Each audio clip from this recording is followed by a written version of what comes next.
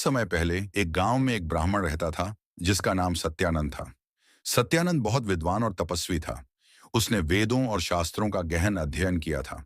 लोग उसे बहुत आदर देते थे और उससे आशीर्वाद लेने के लिए दूर दूर से आते थे।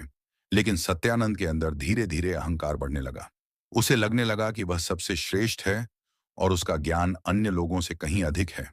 सत्यानंद ने अपने ज्ञान का उपयोग दूसरों को डराने और अपना प्रभाव बढ़ाने के लिए करना शुरू कर दिया। वह अपने यज्ञ और पूजा पाठ के लिए अधिक दक्षिणा मांगता था। जो लोग उसकी बात नहीं मानते, वह उन्हें शाप देता। धीरे धीरे उसका मन अधर्म की ओर झुक गया। एक दिन उसकी मृत्यु हो गई।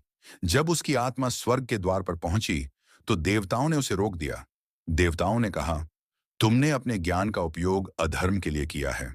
तुमने अहंकार और लालच में डूबकर दूसरों को पीड़ा दी है, इसलिए तुम्हें मोक्ष नहीं मिलेगा। सत्यानंद की आत्मा को शाप दिया गया कि वह ब्रह्म राक्षस बनकर पृथ्वी पर भटकती रहेगी। उसका शरीर तो नष्ट हो गया, लेकिन उसकी आत्मा एक भयंकर और विकराल रूप में बदल गई।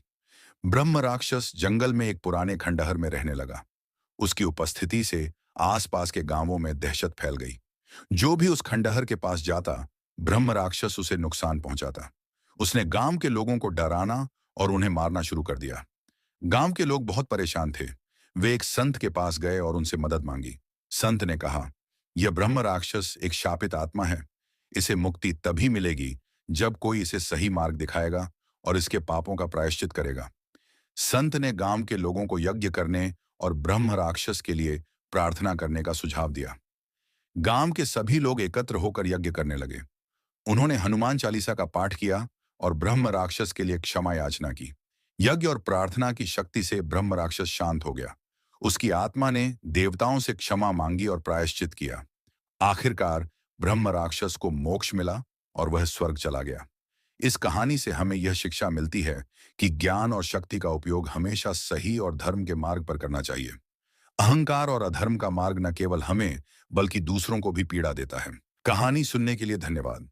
Please subscribe my channel for more stories.